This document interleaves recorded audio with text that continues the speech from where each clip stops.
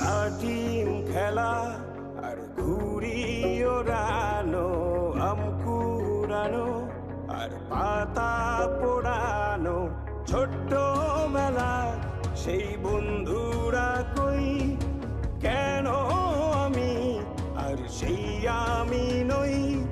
আজ অনেক বছর পরে খুঁজে ফিরি,